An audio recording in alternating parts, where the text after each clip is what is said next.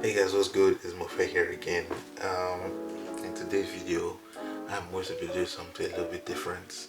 I'm going to take you guys on a shoot, but this style is going to be very artsy and creative and wow. Anyway, so the basic idea is this book is going to be shining some light, like some kind of magical book, and it's going to be hitting my face. So I'm going to do a lot of compositing in Photoshop. So as far as I can tell, I only need two shots to do this. So the first shot would be one just light into my face, and then the second shot I'm just going to take the light and shine it at the book. It won't make sense later on when I show you guys in Photoshop what I'm doing, but that's basically what I'm going to do here. So I'm sorry, I'm just going to apologize from the start. I won't be able to really show you guys what's going on in the shoots because I only have one camera. That's the camera I'm using to shoot, but yeah, that's basically what's going to happen. My settings I'll show you guys later on in this software. So I'm trying to create a little bit of a set here. I'm just going to keep my laptop on here with my Instagram profile account. Follow me on Instagram. I'm going to leave it there in the background. I just need something in the background, and then I think that's just a good background there.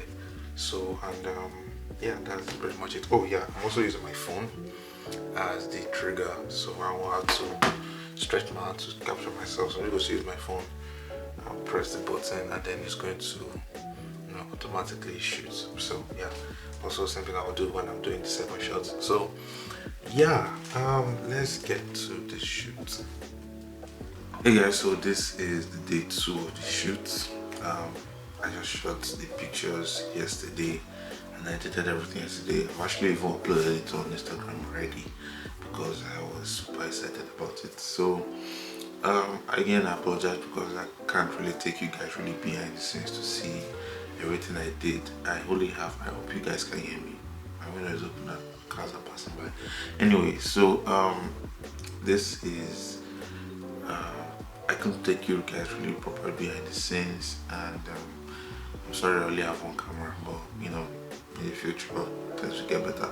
Anyway, I'll be trying to explain in detail what I really did. So my Lightroom now, and you can see, first of all, the image I took like over 400 images, and I'll show you why in a second. So the first shot was pretty easy.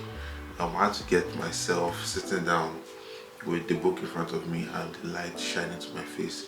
So the thing about the idea is I already had an idea in my head, and I had to really think about the elements that would play in making this a realistic effect. So let's think about it. If I told the book was shining, because I know that I wanted that book to be glowing and shining at me, but the book was shining, so the light must have to hit my face, and the light will have to hit like different surrounding areas in a particular way that it will seem realistic that that book was shining. So if that book was shining, the light will hit my face, it will hit different areas, and then so I had to position the light in an area that in an angle that would actually make sense that yeah, the light shone on my face. So that's what I did here. You can see the light over here. In fact, I even put something underneath the light so that it will help balance the light. So the light was positioned directly to my face so that I'll be able to, so it would look like that's what would happen. So you can keep that effect. That's what really happened if the book was shining.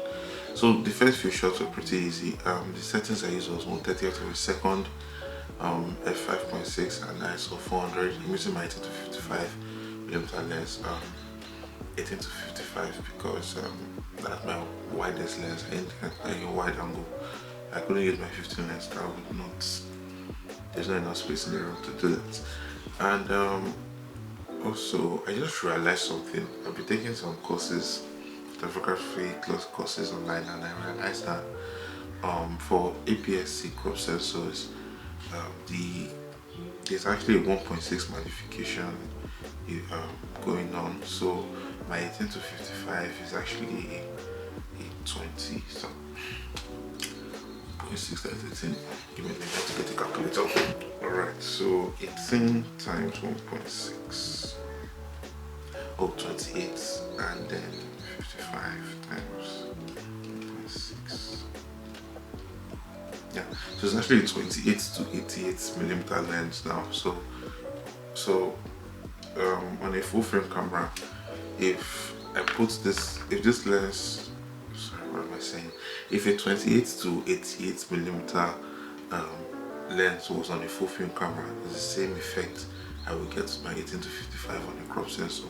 So there's a magnification going on. So it's fun fact I should just throw in there, something you might want to consider in the future. Alright, so yeah, the first few shots just tracing my face, different angles, smiling. I really wish I used this one, but okay, yeah, I did this as well. And then this was where I had to shoot like over 300 shots trying to get this. So my intentional plan was just to shoot the book, and the light will just stay on it. I'm shooting the light, I position the light above the book, so sorry, my bad, so that it has a more glowy effect. Like if the book was glowy, it will shine from the top, and then to have this fall off on the rest part. So I had to shine the light on the book. I don't really know how to explain this best way, but I had to shine the light on the book because that's what was going to be glowing. Then and then I had to get a fan. So intentionally, I was just going to leave the book open to shine the light on it, but I had this idea to be more dramatic if the book were flipping. The book was flipping open, right? And I decided that hey, I can just get some fans and then try to flip the book like a style. I don't know if that makes sense, but okay. So I got the fan and then I put it up on full blast to get the pages flipping, right? But that's why it was kind of pretty hard. I don't know if the fan had enough power or something. I had to always be trying to open the pages, get it flipping, and the most important part is that this book and the camera position must not shake, and it really has to shake. But trying to flip pages, the book was moving different, just a few inches and meters away, and it didn't affect it too much, but the editing would have been easier if there was no shake at all. So when you're trying something composite like this, try to avoid like anything moving. So you just want it like in the same angle so you can get the same effect. I mean, I had to get this book at the same angle because I'm going to have to put it in a picture like this. So if it's not in the same angle, it won't make any sense. So after selecting the two shots I wanted, I think it was this one and this one. So after selecting those two shots, I just closed Lightroom. I took it, I just selected those two shots that I knew what shot I wanted to use. I didn't want to jump. You can edit straight, just right click editing in Lightroom and go to Photoshop, but I just wanted to go straight. I just wanted to work directly off Photoshop. So I just took just pictures, drag them into Photoshop, and here we are. So you turn off everything and just start from scratch. So drop everything, put them in a backup folder, right here, BKP, and so it's like two shots. My two shots. So now the first step I had to do was clipping. This was majorly the hardest part of everything. I had to clip everything together, and so this is the first shot. What I had to do there was first of all increase the brightness because it seemed too dark on the face here a bit. So I increased the brightness and contrast, and then I had to create a mask tool over the second image to just put the book into the image. So I maxed out the second image, and this is what I got, right? And then added the color balance adjustment layer to kind of fits, because if you look at it like this, at the color balance, it fits in right with the angles, but the colors and the saturation just doesn't match. So I had to use the color balance adjustment there to kind of fit it in with the colors. Then I created another mask with this second layer. I created another mask. I'll just disable this. So this is just the same layer again. I duplicated it and then I created another mask so that I can get more of the walls over here. So this wall is just another image. So I got more light on the walls, because if the book was glowing, the light will shine at this top here at the walls. So you have to consider the environment. So the environment really sells the effect. And then I created another mask again because of the laptop. The laptop was looking strange over there, because I had to clean up the lights that was still overlapping. If you see over here, you see a light going on here, so I had to create another duplicate it again and create another mask to clear out this light. And it cleaned out the light had to affect the laptop, so I created another layer again to kind of blend it in between both. So it's not entirely clear, but it's not an entire clear clean up, but it didn't really matter that much. First of all, if at all I had to work on this frequency separation, might have done a good job in blending these two together. And then, but the bottom of that, I just put an adjustment layer to just brighten up that area over there, just a small area that was really dark. So I had to use brightness to match the brightness of the side. And then I went to, after making all the cuts and everything, I had to merge all my cuts into one particular layer. So this is, I'm going to name this after cuts. Control Alt Shift E to merge everything that I did. So after my cuts, I merged everything into one layer, and then the real grading and editing can start. So first reduce the overall brightness so that everything is coming down into one. So I reduced the overall brightness, and then I started by working on my skin here. I'm not the fresh boy I used to be. So I removed the blemishes on the face, pimples over here, and then did a little bit of frequency separation on my face.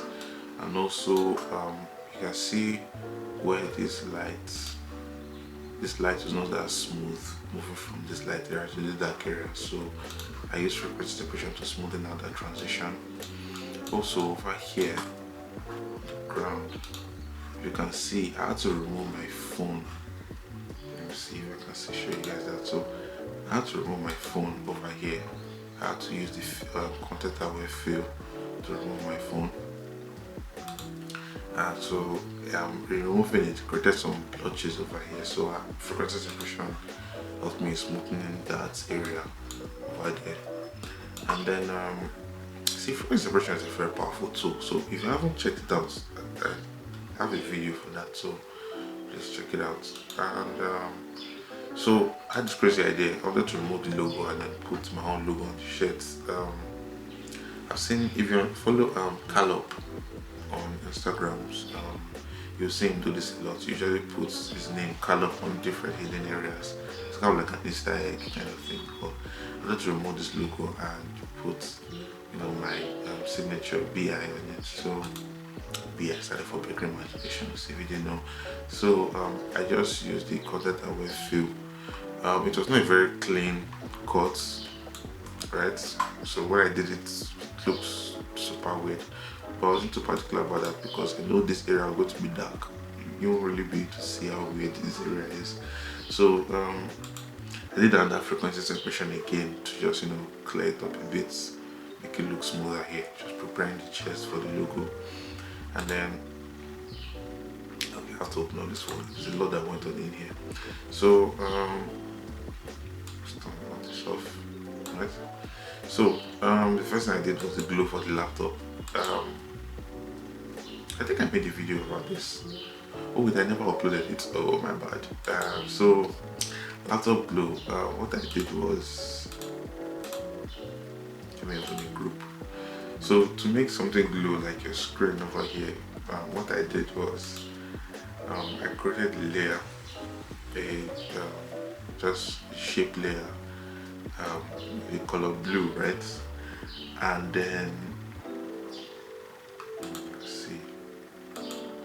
Alright, so I made a layer in color blue, and then what then you do next is you apply the Gaussian blur effect just to make it look like it's glowing, and then you set that layer on screen. So when you set that layer on screen and apply the Gaussian blur effect, the thing that you're going to do is kind of going to create a glow effect. And so I just duplicated it like 4 times, and then I reduced the opacity of it. So this one is this first one is at 85%, those are 72%, this one is at 72, so this one is at 72. So and then overall the group that I put everything on is at 83%. So let's go to create the glow effect for the screen, and the screen is glowing over there. I don't think I really did justice on the explanation, but maybe I'll make another video talking about glow effect. And then I created a hue saturation. I wasn't happy with the blue, but I couldn't go back to change the blue again, so I had to clip a hue saturation adjustment layer on it so I can fade the colors of that blue. So I clipped the hue and saturation to that group, the laptop glow group. So put everything hue saturation and that group into another group, laptop glue. And then the shirt sign, I took my signature that I've already seen before in a PNG file. I dragged it into Photoshop, and then the same. So I took the first image and I put it here on the shirt, right? And then I set the blending mode to soft light, and then I duplicated it again. The original idea was to kind of make it glow from the shirt, but that didn't really work too well. So I just set the blending mode on overlay and I applied the Gaussian blur effect, and kind of blended into the shirt properly. So yeah, that was it just works for some reason. I really can't give you a proper picture of that work, but it worked and I left it like that. So then I went to the book glue. This is where it gets, it's not really that complicated, but it was really crazy. Anyway, so what I talked about in the how to make that laptop glue is kind of the same principle here. Just that the layer you're going to be affecting is I created a duplicate of the original layer. So you can see this is just the original layer. Just disable this. It's just the original layer, right? And then I set the layer to screen, and then when I set it to screen, I applied the Gaussian blur effect. So the entire layer is going to be a glow effect. And then I created a mask and I started painting in those areas. Let me just turn this off. So I started painting in, took the brush tool, created a mask and started painting in those areas. So the book is glowing a little bit now, right? Duplicated it again, and then I increased the Gaussian blur. Remember, this is a smart object, so I can go back to always increase the Gaussian blur. So if you are doing this on a rasterized object, you can never adjust the Gaussian blur again. So I make sure my layers are smart objects, so I can always increase the level of Gaussian blur. So I duplicated the same effect again, so now it's glowing even more. I increased the Gaussian blur, and then I did it again, also increasing the Gaussian blur, and then add a little bit here and there with the mask, and then so it's glowing even more again. And then what I'm going to do now is the light is going to have to shine on my face. So if it's going to shine from the book, it's going to be like a light ray bursting to my face, right? So I created a shape here. Let me see. let's open this up. So you can see this is just a regular shape layer, right, with the pen tool. Open the pen tool, and I just created the shape, right? And then I made it a smart layer, so a smart object, and then I applied the Gaussian blur effect, and I set the blending mode to screen, and then I just reduced the opacity a bit, and you can see it kind of created the light ray bursting from the book to my face. And then added the hue and saturation just to affect the colors of that light ray. I couldn't affect it again because it's not a smart object. I will have to open its menu. I can't be jumping back and forth, so I just clipped a hue and saturation layer to it. And then the same thing again, added on that more intense light ray so it can really shine on my face way better. And then just for a more magical vibe, I had to create some pixie dots. So this dots was, I created my own brush for this. So let me show you how to create a brush. I think you guys should take that away from this video, how to create your own brush. Let me just open a new composition, a new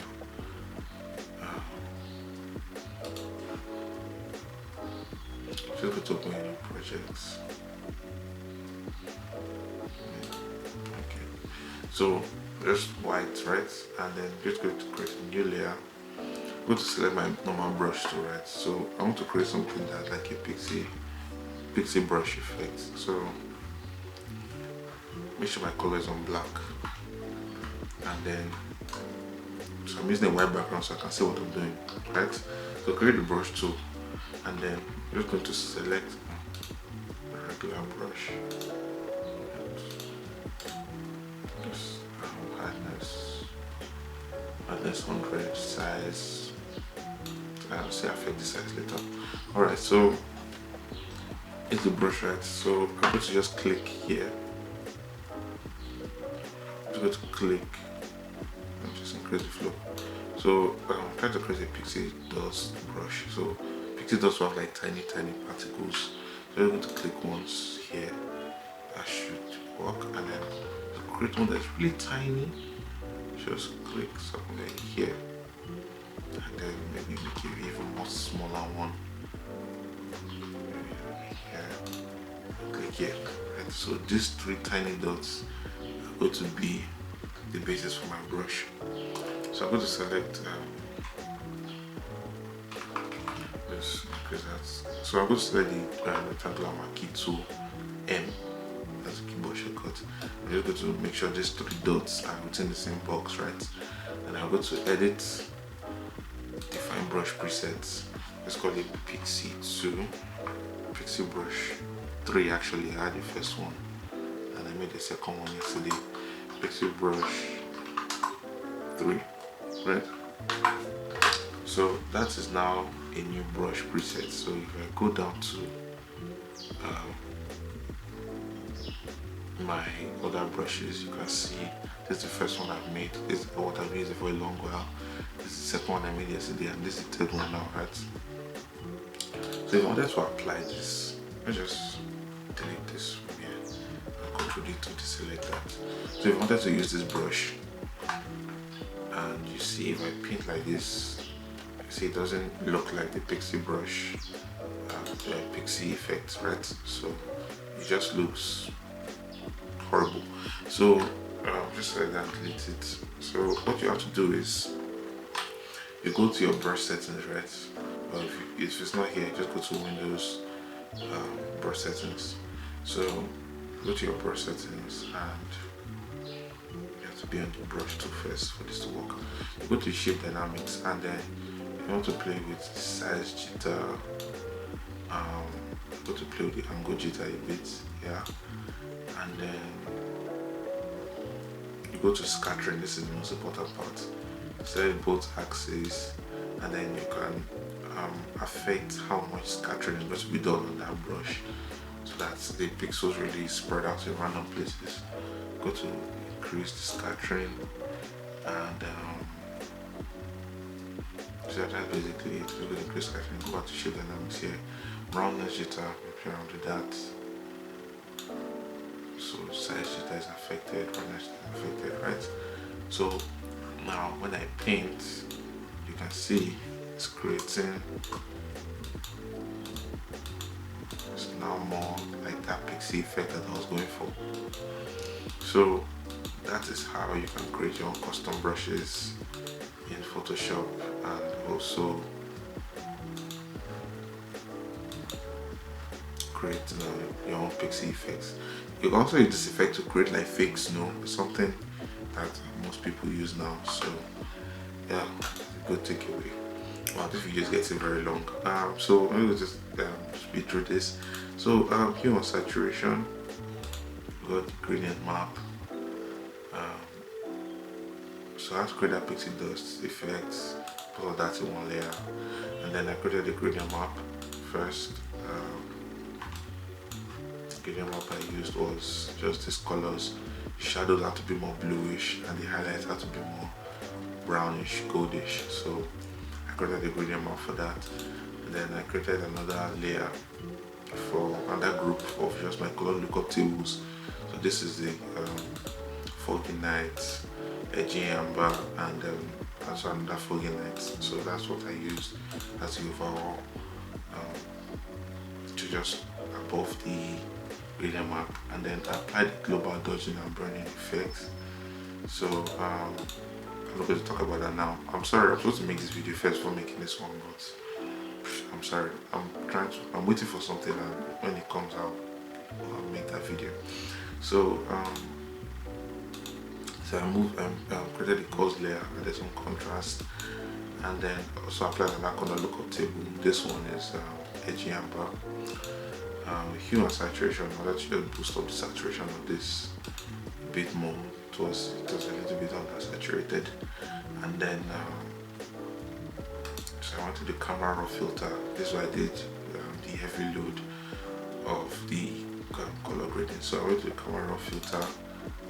After creating a merge layer of everything, Ctrl Shift E, I made it a smart object, and then created the camera raw filter. I put the camera raw filter on it. So that I Lightroom. I've said this like 50 times. So Lightroom users, camera raw filter is like the same thing. So I'm just affected a little bit of settings here. Increase vibrance and reduce saturation. This is one trademark thing that I always do. So little exposure, reduce the contrast a bit, increase the light a little bit, open up the shadows a little bit, and then I went to the curves layer, did a little tweaking in the curves, created some contrast in all the curves so that these colors really pop up. And then I went to sharpening, added some sharpening to it. Also my HSL, I have to make this, if you hold click P, that's your before.